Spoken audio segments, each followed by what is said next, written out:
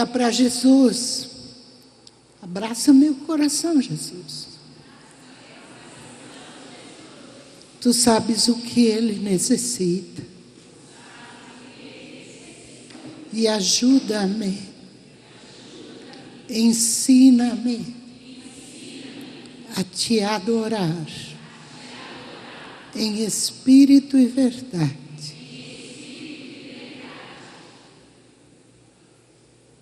Podemos sentar no colo trinitário,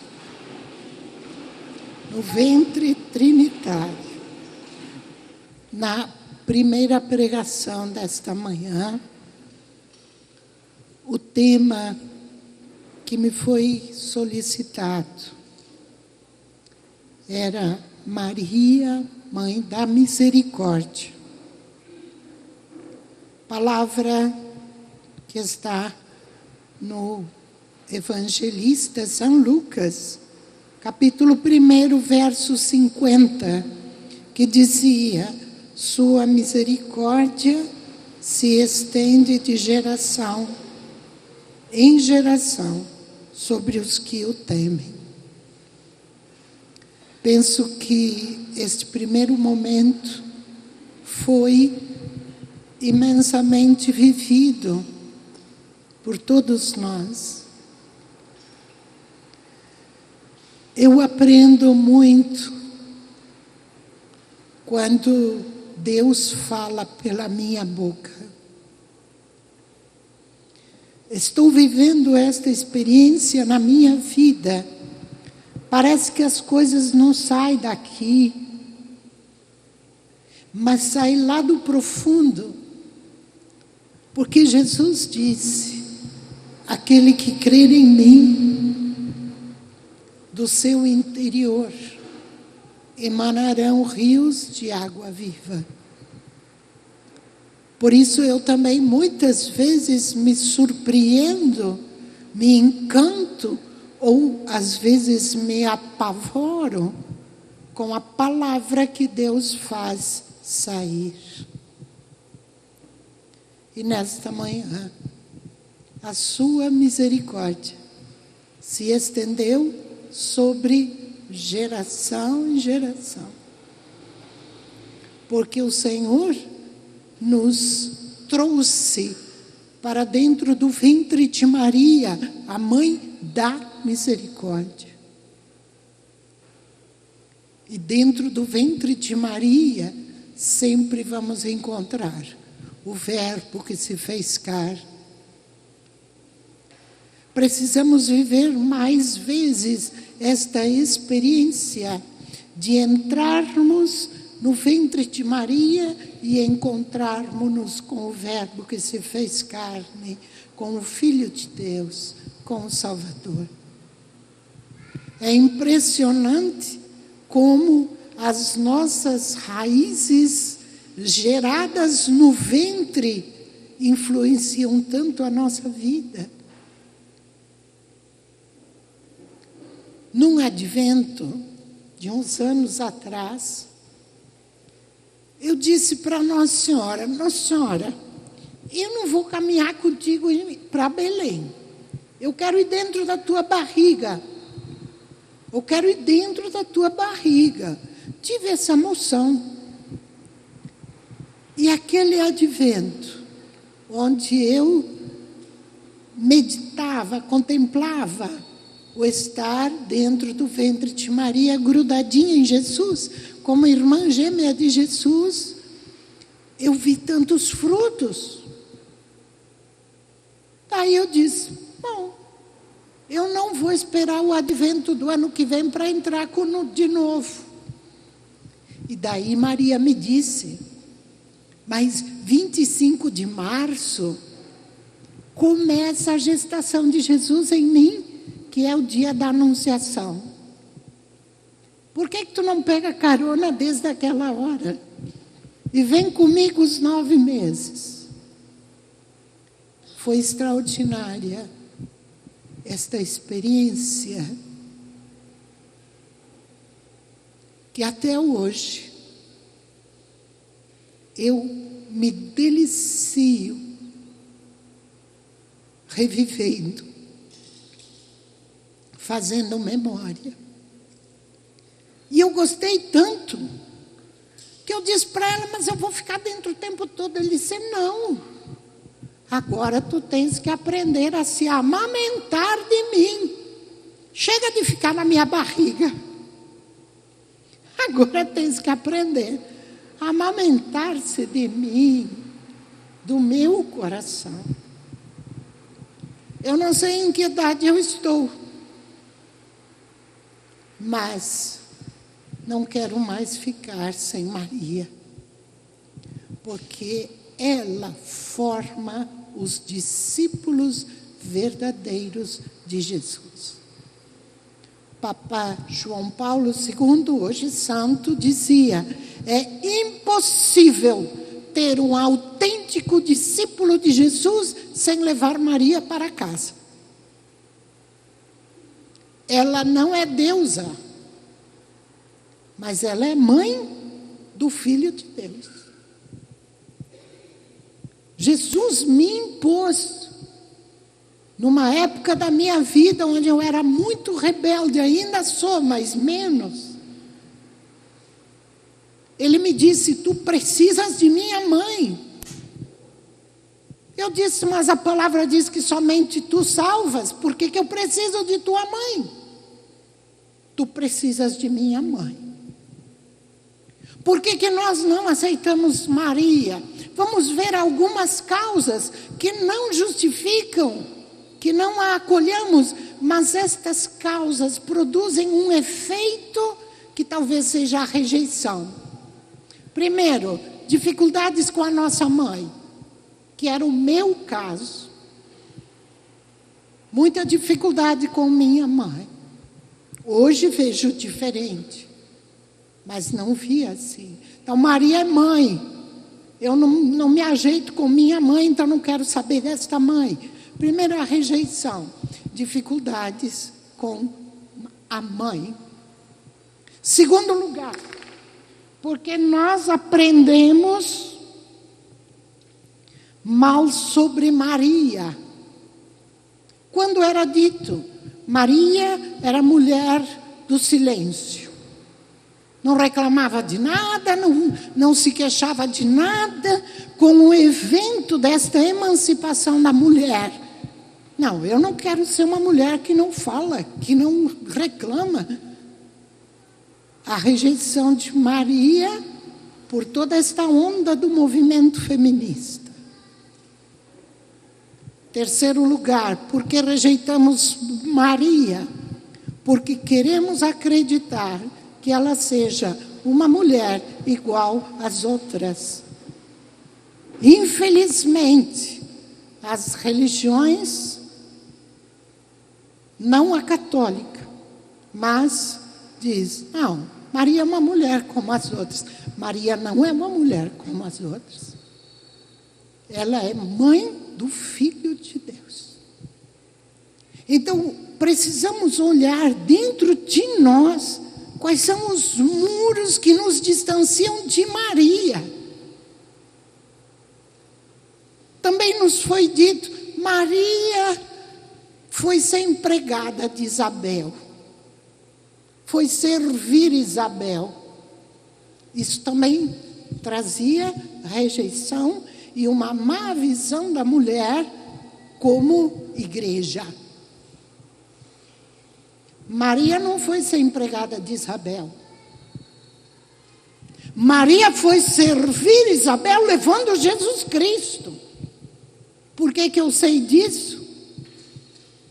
Quando tive o privilégio de visitar a Terra Santa, o que conduzia disse, olha, aqui era a casa de Isabel, né? Onde nasceu João Batista, aquela coisa toda. Depois a gente toma o ônibus, faz um bom trajeto e para na Igreja da Visitação, onde tem uma imagem de Maria e Isabel se abraçando. Me deu estalo. Eu digo, eita, o que a Isabel estava fazendo aqui se a casa dela era lá?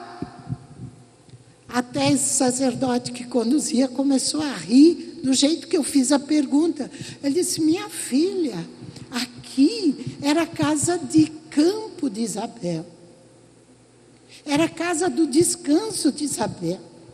Aqui o clima é mais ameno. Isabel estava na casa de campo, na sua chácara, sei lá. Maria encontrou aqui. E eu faço a pergunta: uma mulher casada com um sacerdote cuja exigência era ser rico. Zacarias tinha uma enorme plantação de oliveiras, ele produzia azeite. Era um homem rico. Era um homem que tinha, inclusive, esta casa de campo, onde sua esposa estava descansando. Eu pergunto: Isabel foi servir como empregada? Como serva? Ou ela foi servir Isabel, levando Jesus Cristo em seu ventre, que quando as duas barrigas se encontraram, Jesus, que estava na barriga de Maria, pulou para a barriga de Isabel e dançou com João Batista, porque Isabel disse: mala saudação, a tua saudação entrou pelo meu ouvido. Aqui a importância de termos um ouvido atento, um ouvido desperto, um ouvido que quer escutar Deus e não a imundície do mundo. Mal a tua saudação chegou nos meus ouvidos. O menino que está em meu ventre pulou de alegria, exultou de alegria, porque Jesus pulou e dançou com João Batista, dando a ele o batismo no Espírito.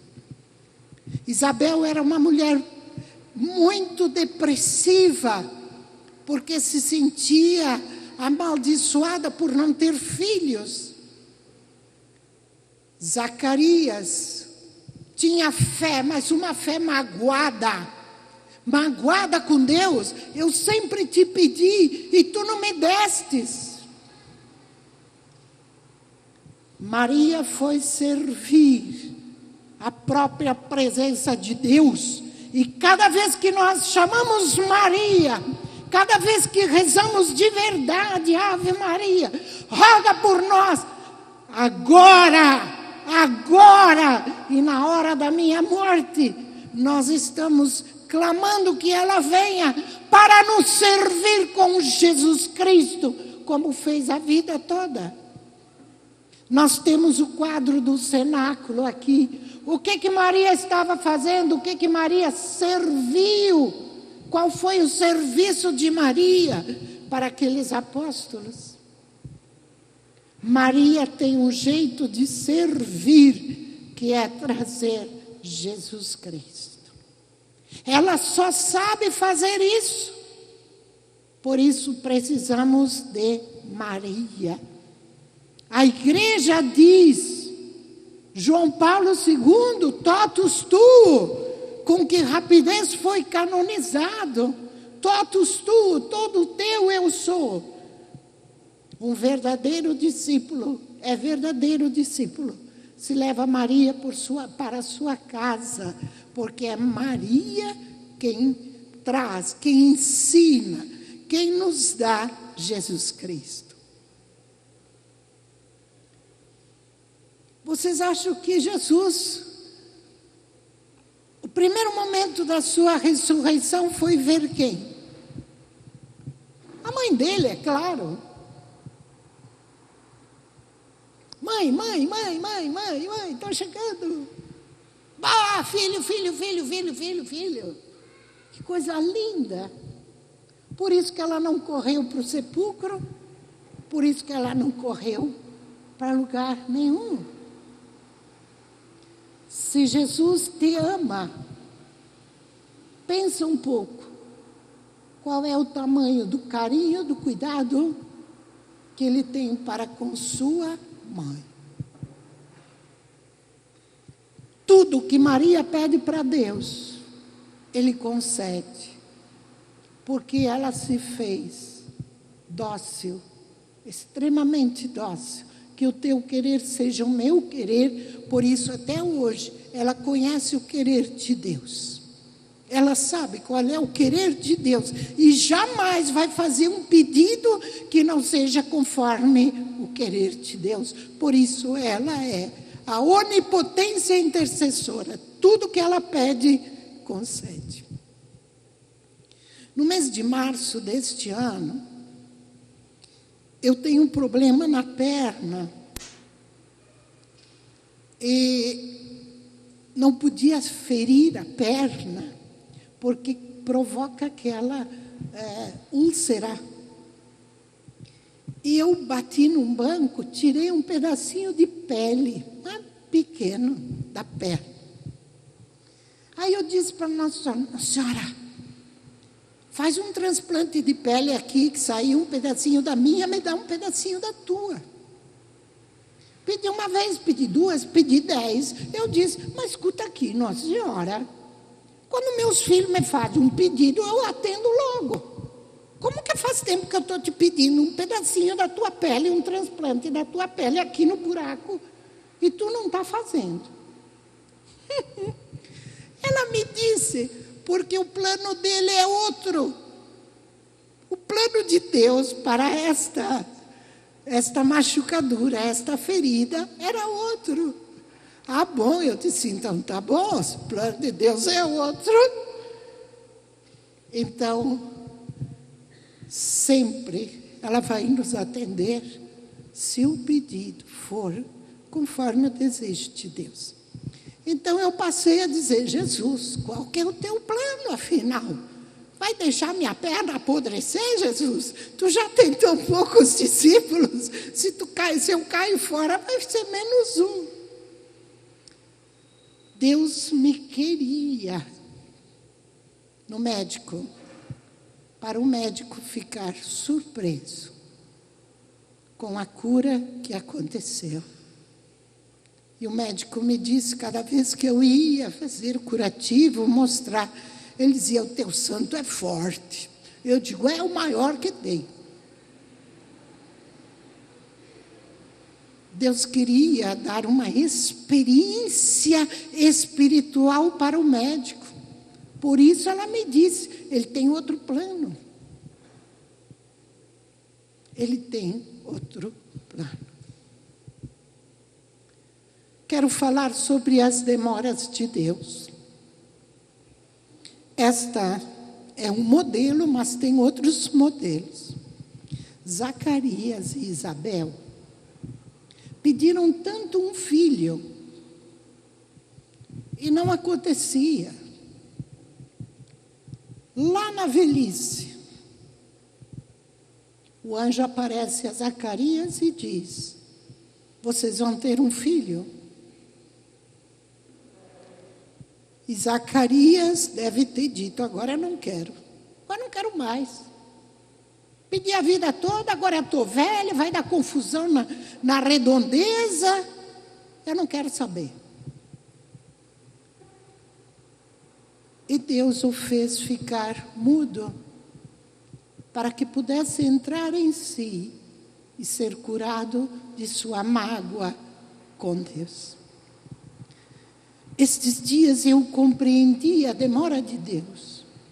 Se João Batista tivesse nascido 30 anos antes de Jesus, ele não poderia ser o profeta que aplainava os caminhos para Jesus. Teria sido uma distância muito grande. Provavelmente João Batista teria até morrido. Deus tinha esse plano, este plano, que nascesse o filho, mas que fosse conterrâneo de Jesus, que tivesse recebido a presença de Jesus ainda no ventre, ficasse cheio do Espírito Santo, para que João Batista pudesse fazer a sua missão de preparar o caminho para Jesus. As demoras de Deus em nossa vida, porque Ele tem planos muito maiores do que aqueles que nós possamos ter. João Batista nasceu contemporâneo de Jesus, para que Jesus pudesse dizer: este é o maior dos profetas nascido de mulher. E que João Batista pudesse apontar para Jesus: eis o Cordeiro de Deus que tira o pecado do mundo, que ele cresça e que eu diminua. Deus tinha este plano, muito maior do que o de Isabel e Zacarias, que queriam apenas um filho. Mas Deus fez dele o filho que preparou o caminho do Senhor. Nesta manhã, o que Deus quer dizer para nós? Primeiro, que olhemos qual é o muro que nos distancia de Maria, a sua mãe. Aquela que é capaz de dizer: filho, está faltando vinho, vai ficar feio, vai comprometer este casamento. Mãe, não chegou ainda a minha hora. Está pouco interessada, Maria, se chegou a hora, não. Fazei tudo o que ele vos disser.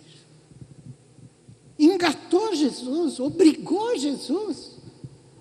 Aí os servidores chegaram para Jesus e disseram: qual é a ordem que tu vai dar? Tua mãe disse que era para a gente vir aqui saber o que tu ia mandar a gente fazer.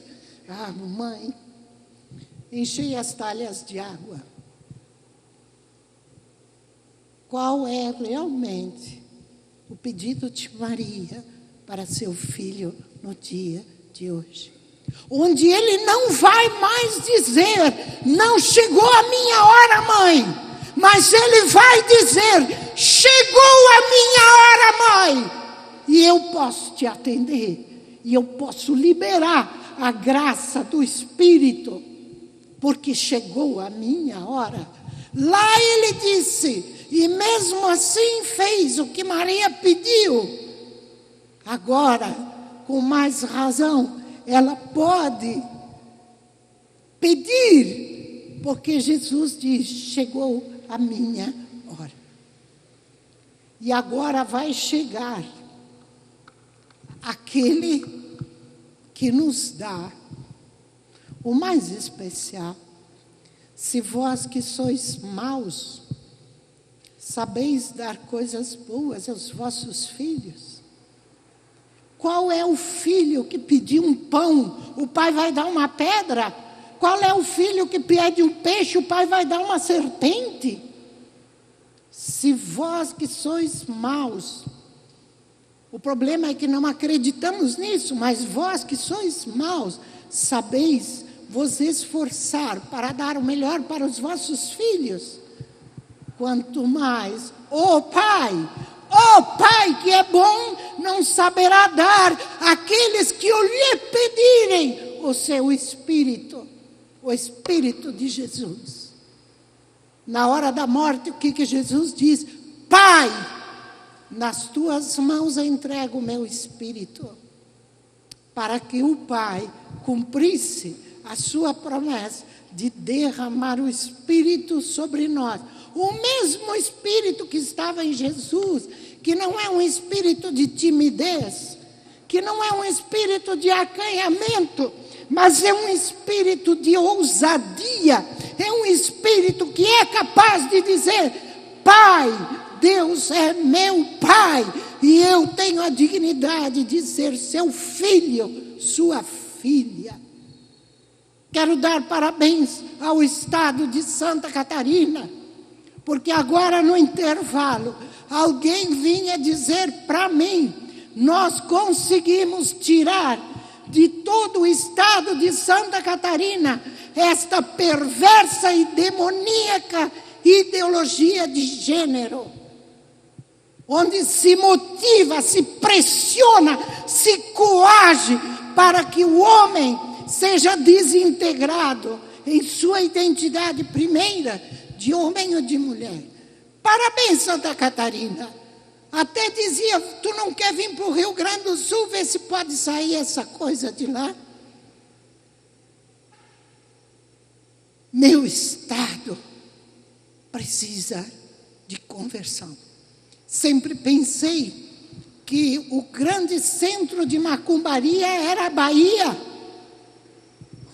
É Porto Alegre. Fiquemos de pé, que o Senhor está chegando. O Filho de Maria está chegando. E ele disse para ela: tudo que me pedir, eu farei, porque chegou a minha hora.